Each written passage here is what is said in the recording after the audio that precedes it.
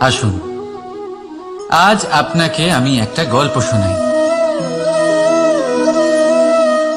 একবার এক চক্ষুহীন মানুষ মন্দিরে গেল ঈশ্বরের দর্শন করার জন্য। এবারে যখন ওখানে উপস্থিত লোকেরা জানতে পারল যে এই ব্যক্তি চক্ষুহীন, তখন কিছু লোক তাকে উপহাস করতে শুরু করে দিল।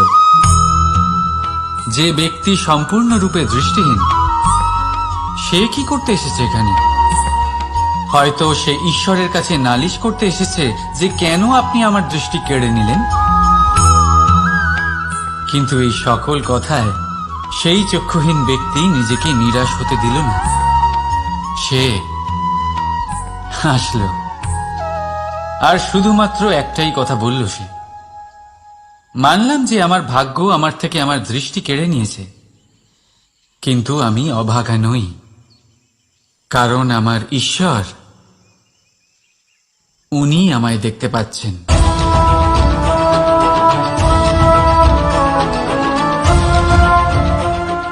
তাই মনে রাখবেন, দৃষ্টি নয়, দৃষ্টিভঙ্গি আবশ্যক। যদি আপনার দৃষ্টিভঙ্গি শুভ হয়, তাহলে অশুভর মধ্যেও আপনি শুভ দেখতে পাবেন। আর মন প্রসন্ন হয়ে বলবে, রাধা রাধা। পরীক্ষা এমন এক ব্যবস্থা যেখানে আমাকে, আপনাকে, সকলকে কখনো না কখনো অংশগ্রহণ করতেই হয়। মনে করুন নিজের বাল্যকাল। আপনি পরীক্ষা দিতে বসেছেন। তাদের মধ্যে কিছু বালক এমন হয় যারা সারা বছর পরিশ্রম করে, পড়াশোনা করে, মন দিয়ে পরীক্ষা দেয়। কিন্তু কিছু বালক এমন হয় যারা নিজের আশেপাশে বসে থাকা বালকদের নকল করে আর পরীক্ষায় কৃতকার্যও হয়ে যায়। খুব খারাপ লাগে এটা ভেবে যে কেউ বিনা পরিশ্রমে পরীক্ষায় কৃতকার্য কি করে হতে পারে। কিন্তু মনে রাখবেন, যারা নকল করেন তারা পরীক্ষায় কৃতকার্য অবশ্যই হয়ে যায়, কিন্তু সফল নয়। কারণ আমরা এক বিশেষ কথা ভুলে যাই, যে প্রত্যেক মানুষের ব্যক্তিত্ব আলাদা হয়। আপনি অন্যদের নকল করে নিজের জীবন অতিবাহিত করতেই পারেন, কিন্তু যদি নিজের জীবনে সাফল্য লাভ করতে হয়, যদি নিজের জীবনে আনন্দ পেতে হয়, তাহলে মনে রাখবেন, নিজের প্রশ্নগুলোর উত্তর জীবনে নিজেকেই খুঁজে বের করতে হবে। রাধা রাধা। মানুষ যখন সাফল্য অর্জন করে, তখন তার মধ্যে জাগে অহংকার। আর এই সময় মানুষ সচরাচর একটা কথা ভুলে যায়, নত হতে। সে ভাবে যে আমি কারোর সামনে কেন নত হব। আর এটা এই কারণে হয় কারণ মানুষ এক গুরুত্বপূর্ণ কথা ভুলে যায়, যে এই সংসারে, এই জীবনে সে যা অর্জন করেছে, নত হয়েই অর্জন করেছে। বাল্যকালে সে হাঁটতে শিখেছে, এই মাটির কাছে নত হবেন।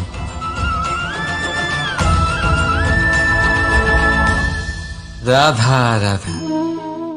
আপনি এই সংসারে এমন অনেক মানুষ চেনেন যারা অত্যন্ত স্বার্থপর, যারা শুধুমাত্র প্রয়োজন পড়লেই আপনার কথা মনে করে। তাছাড়া বহু বছর তাদের দেখাই পাওয়া যায় না, কিন্তু যখনই তাদের আপনার সাহায্যের প্রয়োজন পড়ে, হাত জোর করে আপনার সামনে এসে উপস্থিত হয়। বড়ই রাগ হয় এদের ওপরে, মন ভারী হয়ে ওঠে। মন এই কথাই বলে যে এই ব্যক্তির সাহায্য করা উচিত নয়, কিন্তু আপনি এরকম কখনোই করবেন না। আপনি বলবেন, কেন বলছি আমি এই কথা? মনে রাখবেন, আলোর খোঁজ মানুষ শুধুমাত্র তখনই করে যখন অন্ধকার গভীরতর হয়। তাকে স্বার্থপর ভেবে নিজের মনকে বিচলিত করবেন না। নিজেকে আলো মনে করে আনন্দে থাকুন। ভাগ্যবান মনে করুন নিজেকে, যে কারোর বিপদের সময় তার আপনার কথা মনে পড়েছে, যে আপনি এই সংসারে কাউকে সাহায্য করার যোগ্যতা রাখেন। এই জীবনে কেউ স্বার্থপর বলে নিজের দৃষ্টিভঙ্গি কখনোই পাল্টাবেন না। শুধুই নজর রাখুন নিজের পরমার্থের ওপরে। মন প্রসন্ন হয়ে বলবে, রাধা রাধা। কখনো কোনো পাখিকে দেখেছেন? যখন তারা ডিম পাড়তে প্রস্তুত হয় তখন তারা সবচেয়ে আগে একটা স্থান খোঁজে, একটা স্থান যা বর্ষা, রৌদ্র আর শত্রুর থেকে সুরক্ষিত হয়। তারপর তারা বাসা তৈরি করে, তারপরেই ডিম পাড়ে। আর তারপর যখন সেই ডিম ফুটে তার সন্তানদের জন্ম হয়, সে তাদের খাবার খাওয়ায়, তাদের রক্ষণাবেক্ষণ করে। কিন্তু যখন তাদের ডানা গজায়, তখন না সে তাদের খাবার দেয় আর না তাদের বাসা বানাতে শেখায়। শুধুমাত্র তাদের উড়তে শেখায় সে। তারপর সেই বাচ্চারা আকাশে উড়তে শিখে নিজেরাই নিজেদের খাবার জোগাড় করতে শিখে যায়, নিজেরাই নিজেদের বাসা বানাতে শিখে যায়। আর আমরা মানুষেরা কি করি? আমাদের সন্তান বড় হয়ে যাওয়া সত্ত্বেও তাদের নিয়ে সর্বদা দুশ্চিন্তা করি। তার জন্য আমরা গৃহ নির্মাণের চেষ্টা করি। নিজের সন্তানকে আরো শক্তিশালী করে গড়ে তোলার বদলে তাকে আমরা দুর্বল করে দিই। জীবনে সেটাই করুন যা একটা পাখি করে। নিজের সন্তানকে আকাশে ওড়ার শিক্ষা দিন, সংস্কার দিন, আর একটা নির্দিষ্ট সময়ের পরে তাকে নিজের আকাশ নির্ধারণ করতে মুক্ত করে দিন। রাধা রাধা। সাগরে সেতু বাঁধার গল্প তো আপনারা নিশ্চয়ই শুনে থাকবেন। রামচন্দ্রের সেনাকে 100 যোজন সমুদ্র অতিক্রম করে লঙ্কায় আক্রমণ করতে হতো। সেতুকার নল আর নীল সেতু বাঁধার উপায় বের করল, কিন্তু প্রশ্ন ছিল সেতু বাঁধা কি করে হবে? সমুদ্র অত্যন্ত গভীর। কত পাথর দেওয়া হলে এই বিশাল সমুদ্র অতিক্রম করা সম্ভব হবে? তখন এক উপায় নির্ধারিত হল। পাথরের ওপর লেখা হলো রামের নাম। আর যখন সেই পাথরগুলোকে সাগরে ফেলা হলো, সেগুলো ভাসতে লাগলো। এবারে কেউ বলবেন এটা রামচন্দ্রের নামের মহিমা, কেউ বলবেন এটা নারায়ণের কোনো জাদু। কিন্তু না, এটা রামচন্দ্রের সেই গুণ, ওনার ব্যক্তিত্বের সেই মহান দিক যা ওনার প্রতিনিধিত্ব করেছে। তাই সেই পাথরও সাগরে ভেসে ওঠে।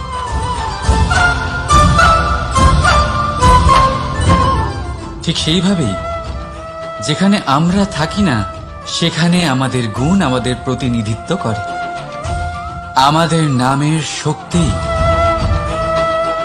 আমরা নিজেরাই তৈরি করি, আমাদের কর্ম দিয়ে, আমাদের গুণ দিয়ে।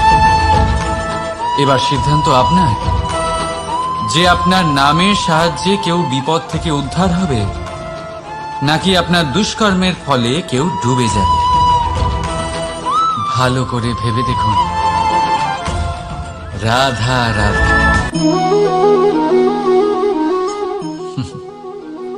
এবারে আপনারা ভাবছেন যে আমি এত একাগ্রতার সাথে এই পিঁপড়েকে কেন দেখছি। আপনাকে বলি যে আজ এই পিঁপড়েকে দেখে আমি মন্ত্রমুগ্ধ হয়ে গেছি। ওর রূপ বা ওর আকার দেখে নয়, এই পিঁপড়ের প্রচেষ্টা দেখে। বহু বছর অবধি টিকে থাকে। জীবনে সাফল্যের সাথেও ঠিক এমনটাই ঘটে। আপনি একদিনে সাফল্য লাভ করতে পারবেন না, কিন্তু যদি আপনি প্রতিদিন চেষ্টা করতে থাকেন, তবে একদিন আপনি অবশ্যই সাফল্য লাভ করবেন। মনে রাখবেন, ভাগ্যের দ্বার তাদের জন্য উন্মুক্ত হয় না যারা হার মেনে নেয়। ভাগ্য তার দ্বার তাদের জন্যই খোলে, যারা বসে না থেকে প্রয়াস করে সেই দরজার কড়া নাড়াতে। তাই প্রয়াস করতে থাকুন, সাফল্য অবশ্যই একদিন না একদিন আপনার কাছে আসবেই। রাধা রাধা। এই তালাটা দেখতে পাচ্ছেন আপনি? এই তালাকে ভেঙেও খুলে দেওয়া যায়, আবার ভালোবেসেও খুলে দেওয়া যায়। অর্থাৎ এই তালাটা আপনি এই চাবির দ্বারাও খুলে দিতে পারেন, এই হাতুড়ি দিয়েও খুলে দিতে পারেন। কিন্তু এই খোলাতে তফাৎ আছে। যদি তালা খোলার জন্য আপনি সেটা ভেঙে ফেলেন, তাহলে তা পরের বার আর কাজে লাগবে না। কিন্তু যদি এটা আপনি চাবির দ্বারা খোলেন, তাহলে তা চিরকাল কাজে লাগবে। আমাদের জীবনে সম্পর্কগুলো কিছুটা এরকমই হয়। আমাদের জীবনের আনন্দরূপী ধন রক্ষা করে এই সম্পর্ক, কিন্তু ভালোবেসে। যদি ক্রোধের দ্বারা এই সম্পর্ক রক্ষা করা হয়, তাহলে পরে তা কোনো কাজে আসে না। তাই সম্পর্ক সবসময় প্রেমের চাবি দিয়ে খুলুন, কারণ প্রতিবার নতুন তালা আপনি ব্যবহার করতেই পারেন, নতুন সম্পর্ক গড়তে পারবেন না। রাধা রাধা। জীবন কি? এই জীবন আমরা জন্ম নিই, বড় হয়ে উঠি, আমাদের মা বাবা আমাদের পালন করেন, তারপর তাদের অর্থ দিয়ে আমাদের বাল্যকাল কাটে, আমরা আরো বড় হই, বিবাহ বন্ধনে আবদ্ধ হই, আমাদেরও সন্তান হয়, আমরা তাদের পালন করি, তারপর আমরা বৃদ্ধ হই, আর একদিন এই সংসার ছেড়ে আমরা সকলে চলে যাই। এটাই কি জীবন? আপনার মনে এই প্রশ্ন হয়তো অনেকবার জেগেছে, তাই না? এবার একটু জলের যাত্রাপথ লক্ষ্য করুন। সাগর থেকে বাষ্প হয়ে ওঠে এই জল, মেঘ হয়ে ঝরে পড়ে সে, তারপর নদী হয়ে আবার সাগরে মিলিয়ে যায়। কিন্তু কখনো এই প্রশ্ন করে না যে তার জীবন কি, তার উদ্দেশ্য কি। প্রতিটা মুহূর্ত বাঁচে সে, আর অন্যদের যতখানি সম্ভব সাহায্য করে। যখন সাগরে থাকে, তখন অসংখ্য জীবকে জীবন দান করে। যখন সাগর থেকে বাষ্প হয়ে মেঘ হয়ে যায়, তখন চাষিদের মনে এই আশা জাগায় যে ফসল আবার ফলবে। যখন বর্ষা হয়ে ঝরে পড়ে, তখন এই শুকনো তৃষ্ণার্ত ধরিত্রীর তৃষ্ণা মেটায়। আর যখন নদীতে থাকে, তখন তার পাড়ে নানান গাছপালার জন্ম দেয়। কিন্তু ভাবুন, জল কি কখনো এটা ভাবে যে তার জীবন কি বা তার জীবনের উদ্দেশ্যটাই বা কি? না, সে শুধু নিজের ধর্ম পালন করে যায়, আর যতটা সম্ভব সবাইকে আনন্দ প্রদান করতে থাকে। সেই জন্যই জীবনে কখনো এই প্রশ্ন করবেন না যে এই জীবন কি, এই জীবনের উদ্দেশ্য কি। শুধু এই জীবন বাঁচুন, আর যতটা সম্ভব সবাইকে আনন্দ প্রদান করুন। মন প্রসন্ন হয়ে বলবে রাধা রাধা। কখনো বৃষ্টির জন্য হওয়া কাদার মধ্যে দিয়ে আপনি নিজের বাড়ি ফিরেছেন? পাদুকা পরার জন্য আপনি ওই কাদা থেকে অবশ্যই বেঁচে যান, কিন্তু সেই পাদুকা থেকে আগত নোংরা কাদার ছিটে আপনার বস্ত্রকে ময়লা করেই দেয়। কিন্তু তাও সেই ছিটের জন্য আপনার বস্ত্র ময়লা হয়ে যাবে, সেই জন্য আপনি পাদুকা পরা ছেড়ে দেন না। ঠিক সেইভাবেই জীবনে এমন কিছু মানুষও আসেন যারা পাদুকার মতো হন, যারা আপনাকে কাদার থেকে বাঁচিয়ে নেন, কিন্তু বস্ত্ররূপী আপনার মনের উপরে আশঙ্কার দাগ ছেড়ে যান। এইসব মানুষের জন্য নিজের মন ছোট করার কোনো প্রয়োজন নেই। প্রয়োজন আছে শুধু এটা ভাবার যে আপনি নিজের পা কাদার থেকে বাঁচাবেন, নাকি আপনার বস্ত্র। জীবনে গম্ভীর হওয়া ভালো কথা, কিন্তু সমস্ত বিষয় যদি গম্ভীরভাবে ভাবতে থাকেন তাহলে জীবনের আনন্দটাই শেষ হয়ে যাবে। এই সংসার অস্থায়ী, এখানে এমন কিছুই নেই যা চিরকাল জীবিত থাকবে। তাই যতক্ষণ এই জীবন আছে সন্তুষ্টি আর আনন্দ নিয়ে বাঁচুন। নিজের ওপর আগত কাদার ছিটের দিকে মন দেবেন না, শুধু আনন্দ বিতরণ করুন। মন প্রসন্ন হয়ে বলবে রাধা রাধা। আসুন, আজ আপনাকে আমি একটা গল্প শোনাই। একবার এক চক্ষুহীন মানুষ মন্দিরে গেল ঈশ্বরের দর্শন করার জন্য। এবারে যখন ওখানে উপস্থিত লোকেরা জানতে পারল যে এই ব্যক্তি চক্ষুহীন, তখন কিছু লোক তাকে উপহাস করতে শুরু করে দিল। যে ব্যক্তি সম্পূর্ণরূপে দৃষ্টিহীন, সে কি করতে এসেছে এখানে? হয়তো সে ঈশ্বরের কাছে নালিশ করতে এসেছে যে কেন আপনি আমার দৃষ্টি কেড়ে নিলেন। কিন্তু এই সকল কথায় সেই চক্ষুহীন ব্যক্তি নিজেকে নিরাশ হতে দিল না। সে হাসল আর শুধুমাত্র একটাই কথা বলল সে, মানলাম যে আমার ভাগ্য আমার থেকে আমার দৃষ্টি কেড়ে নিয়েছে, কিন্তু আমি অভাগা নই, কারণ আমার ঈশ্বর উনি আমায় দেখতে পাচ্ছেন।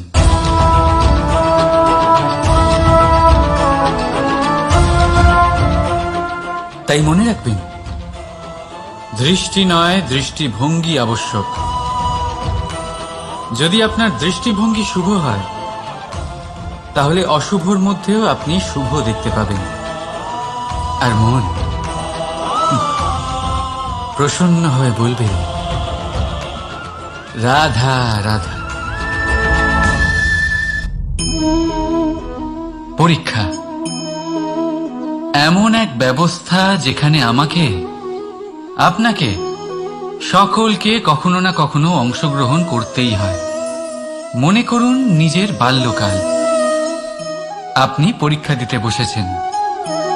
তাদের মধ্যে কিছু বালক এমন হয় যারা সারা বছর পরিশ্রম করে, পড়াশোনা করে, মন দিয়ে পরীক্ষা দেয়। কিন্তু কিছু বালক এমন হয় যারা নিজের আশেপাশে বসে থাকা বালকদের নকল করে আর পরীক্ষায় কৃতকার্যও হয়ে যায়। খুব খারাপ লাগে এটা ভেবে যে কেউ বিনা পরিশ্রমে পরীক্ষায় কৃতকার্য কি করে হতে পারে।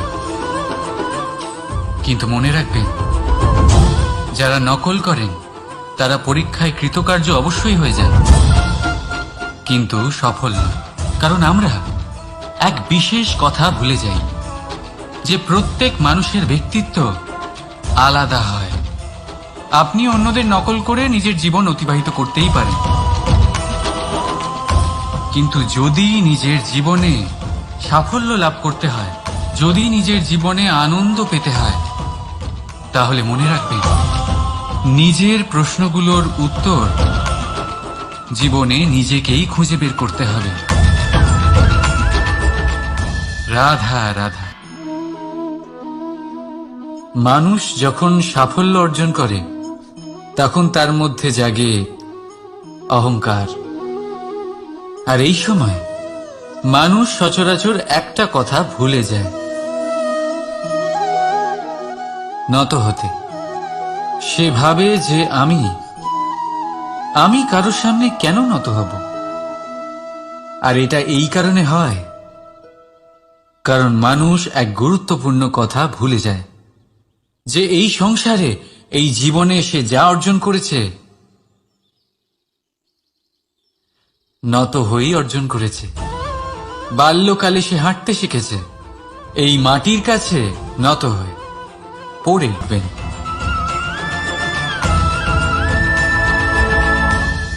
রাধা রাধা। আপনি এই সংসারে এমন অনেক মানুষ চেনেন যারা অত্যন্ত স্বার্থপর, যারা শুধুমাত্র প্রয়োজন পড়লেই আপনার কথা মনে করে। তাছাড়া বহু বছর তাদের দেখাই পাওয়া যায় না, কিন্তু যখনই তাদের আপনার সাহায্যের প্রয়োজন পড়ে হাত জোর করে আপনার সামনে এসে উপস্থিত হয়। বড়ই রাগ হয় এদের ওপরে, মন ভারী হয়ে ওঠে। মন এই কথাই বলে যে এই ব্যক্তির সাহায্য করা উচিত নয়, কিন্তু আপনি এরকম কখনোই করবেন না। আপনি বলবেন, কেন বলছি আমি এই কথা? মনে রাখবেন, আলোর খোঁজ মানুষ শুধুমাত্র তখনই করে যখন অন্ধকার গভীরতর হয়। তাকে স্বার্থপর ভেবে নিজের মনকে বিচলিত করবেন না। নিজেকে আলো মনে করে আনন্দে থাকুন। ভাগ্যবান মনে করুন নিজেকে, যে কারোর বিপদের সময় তার আপনার কথা মনে পড়েছে, যে আপনি এই সংসারে কাউকে সাহায্য করার যোগ্যতা রাখেন।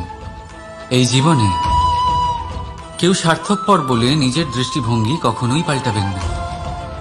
শুধুই নজর রাখুন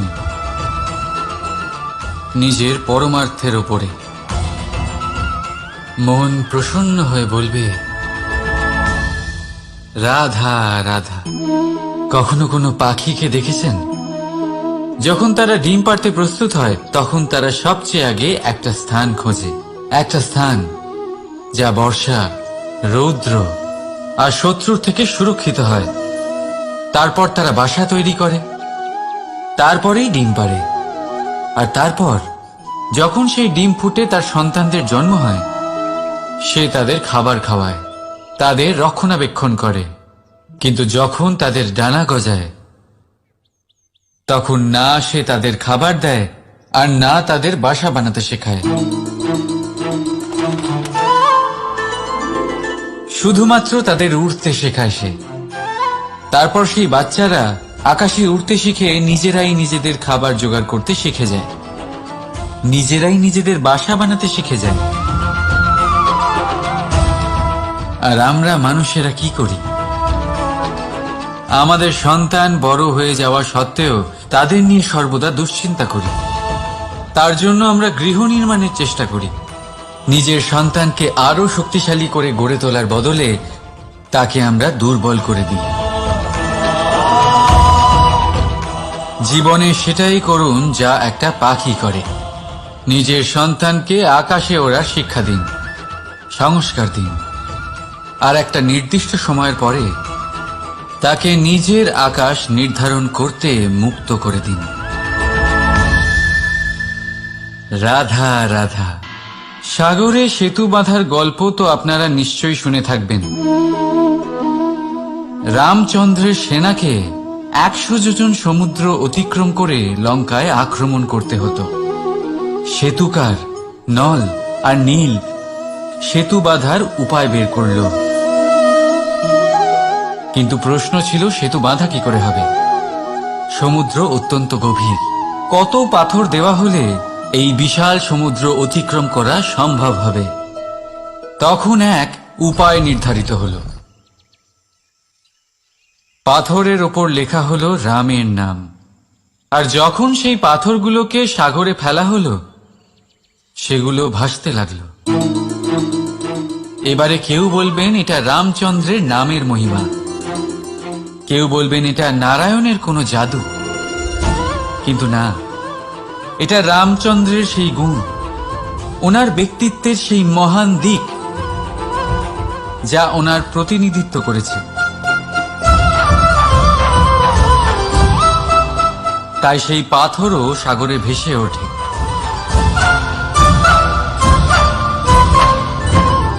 ঠিক সেইভাবেই যেখানে আমরা থাকি না, সেখানে আমাদের গুণ আমাদের প্রতিনিধিত্ব করে। আমাদের নামের শক্তি আমরা নিজেরাই তৈরি করি, আমাদের কর্ম দিয়ে, আমাদের গুণ দিয়ে। এবার সিদ্ধান্ত আপনার, যে আপনার নামের সাহায্যে কেউ বিপদ থেকে উদ্ধার হবে, নাকি আপনার দুষ্কর্মের ফলে কেউ ডুবে যাবে। ভালো করে ভেবে দেখুন। রাধা রাধা।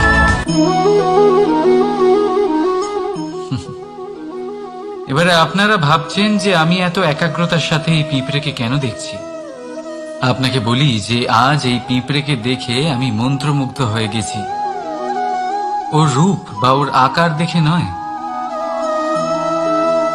এই পিঁপড়ের প্রচেষ্টা দেখে। তার নিজের একটা ছোট বাড়ি বানাতে পারে, যা অন্য প্রাণীদের জন্য অত্যন্ত সহজ ব্যাপার। তাই এই পিঁপড়ের জন্য তার জীবনের সবচেয়ে বড় ঘটনা, সবচেয়ে বড় সাফল্য তার। ভবিষ্যতে এই পিঁপড়ে থাকুক বা না থাকুক, তাদের বানানো বাড়ি বহু বছর অবধি টিকে থাকে। জীবনে সাফল্যের সাথেও ঠিক এমনটাই ঘটে।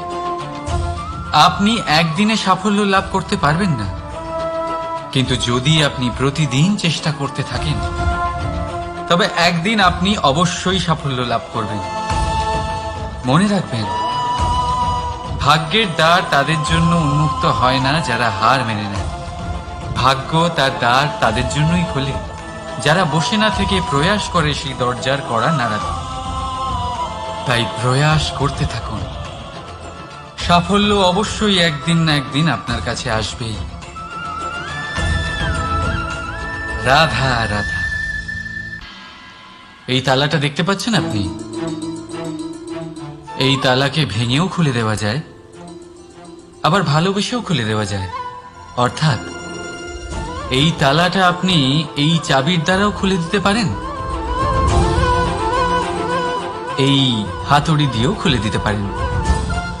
কিন্তু এই খোলাতে তফাৎ আছে। যদি তালা খোলার জন্য আপনি সেটা ভেঙে ফেলেন, তাহলে তা পরের বার আর কাজে লাগবে না।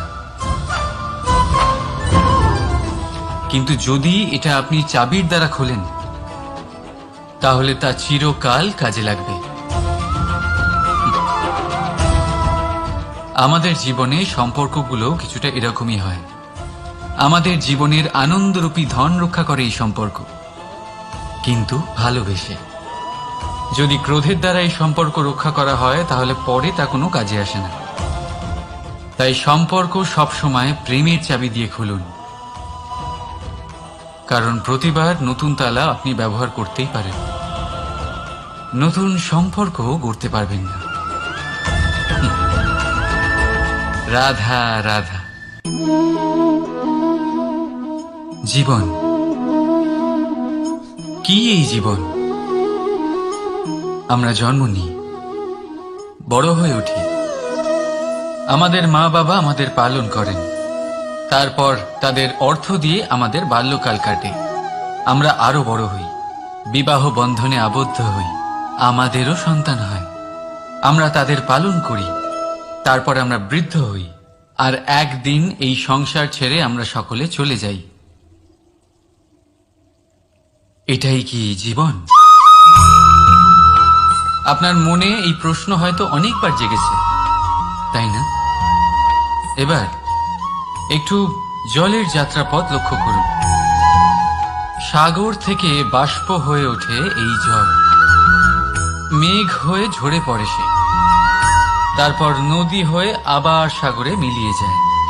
কিন্তু কখনো এই প্রশ্ন করে না যে তার জীবন কি, তার উদ্দেশ্য কি।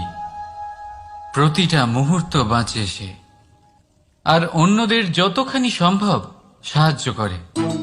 যখন সাগরে থাকে, তখন অসংখ্য জীবকে জীবন দান করে। যখন সাগর থেকে বাষ্প হয়ে মেঘ হয়ে যায়, তখন চাষিদের মনে এই আশা জাগায় যে ফসল আবার ফলবে। যখন বর্ষা হয়ে ঝরে পড়ে, তখন এই শুকনো তৃষ্ণার্ত ধরিত্রীর তৃষ্ণা মেটায়। আর যখন নদীতে থাকে, তখন তার পাড়ে নানান গাছপালার জন্ম দেয়। কিন্তু ভাবুন, জল কি কখনো এটা ভাবে যে তার জীবন কি বা তার জীবনের উদ্দেশ্যটাই বা কি? না, সে শুধু নিজের ধর্ম পালন করে যায়, আর যতটা সম্ভব সবাইকে আনন্দ প্রদান করতে থাকে। সেই জন্যই জীবনে কখনো এই প্রশ্ন করবেন না যে এই জীবন কি, এই জীবনের উদ্দেশ্য কি। শুধু এই জীবন বাঁচুন, আর যতটা সম্ভব সবাইকে আনন্দ প্রদান করুন। মন প্রসন্ন হয়ে বলবে রাধা রাধা। কখনো বৃষ্টির জন্য হওয়া কাদার মধ্যে দিয়ে আপনি নিজের বাড়ি ফিরেছেন? পাদুকা পরার জন্য আপনি ওই কাদা থেকে অবশ্যই বেঁচে যান, কিন্তু সেই পাদুকা থেকে আগত নোংরা কাদার ছিটে আপনার বস্ত্রকে ময়লা করেই দেয়। কিন্তু তাও সেই ছিটের জন্য আপনার বস্ত্র ময়লা হয়ে যাবে, সেই জন্য আপনি পাদুকা পরা ছেড়ে দেন না। ঠিক সেইভাবেই জীবনে এমন কিছু মানুষও আসেন যারা পাদুকার মতো হন, যারা আপনাকে কাদার থেকে বাঁচিয়ে নেন, কিন্তু বস্ত্ররূপী আপনার মনের উপরে আশঙ্কার দাগ ছেড়ে যান। এইসব মানুষের জন্য নিজের মন ছোট করার কোনো প্রয়োজন নেই। প্রয়োজন আছে শুধু এটা ভাবার যে আপনি নিজের পা কাদার থেকে বাঁচাবেন নাকি আপনার বস্ত্র। জীবনে গম্ভীর হওয়া ভালো কথা, কিন্তু সমস্ত বিষয় যদি গম্ভীরভাবে ভাবতে থাকেন তাহলে জীবনের আনন্দটাই শেষ হয়ে যাবে। এই সংসার অস্থায়ী, এখানে এমন কিছুই নেই যা চিরকাল জীবিত থাকবে। তাই যতক্ষণ এই জীবন আছে সন্তুষ্টি আর আনন্দ নিয়ে বাঁচুন। নিজের ওপর আগত কাদার ছিটের দিকে মন দেবেন না, শুধু আনন্দ বিতরণ করুন। মন প্রসন্ন হয়ে বলবে রাধা রাধা। আসুন, আজ আপনাকে আমি একটা গল্প শোনাই। একবার এক চক্ষুহীন মানুষ মন্দিরে গেল ঈশ্বরের দর্শন করার জন্য। এবারে যখন ওখানে উপস্থিত লোকেরা জানতে পারল যে এই ব্যক্তি চক্ষুহীন, তখন কিছু লোক তাকে উপহাস করতে শুরু করে দিল। যে ব্যক্তি সম্পূর্ণরূপে দৃষ্টিহীন, সে কি করতে এসেছে এখানে? হয়তো সে ঈশ্বরের কাছে নালিশ করতে এসেছে যে কেন আপনি আমার দৃষ্টি কেড়ে নিলেন। কিন্তু এই সকল কথায় সেই চক্ষুহীন ব্যক্তি নিজেকে নিরাশ হতে দিল না। সে হাসল আর শুধুমাত্র একটাই কথা বলল সে, মানলাম যে আমার ভাগ্য আমার থেকে আমার দৃষ্টি কেড়ে নিয়েছে, কিন্তু আমি অভাগা নই, কারণ আমার ঈশ্বর, উনি আমায় দেখতে পাচ্ছেন।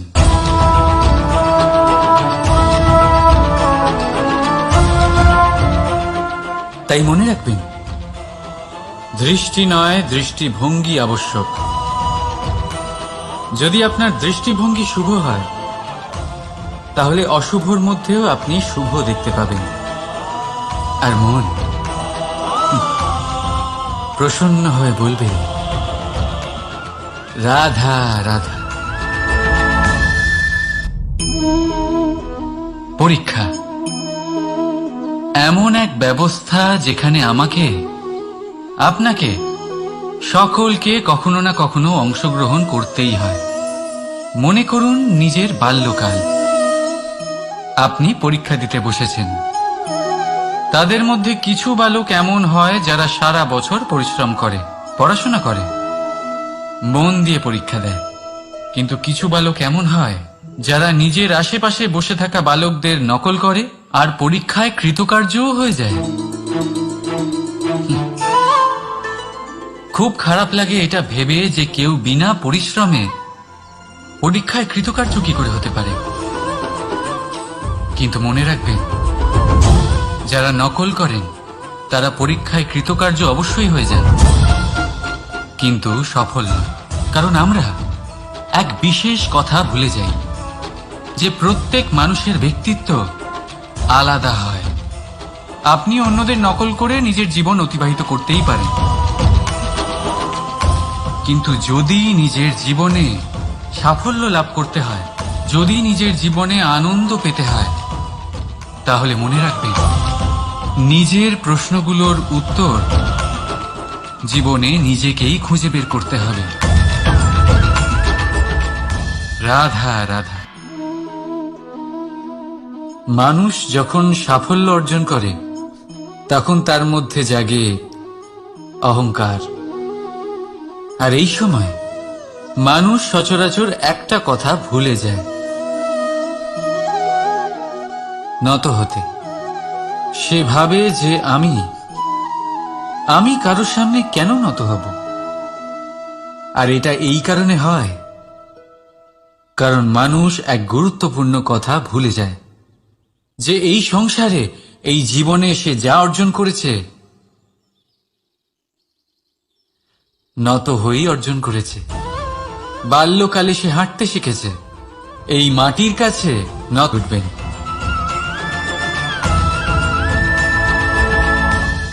রাধা রাধা।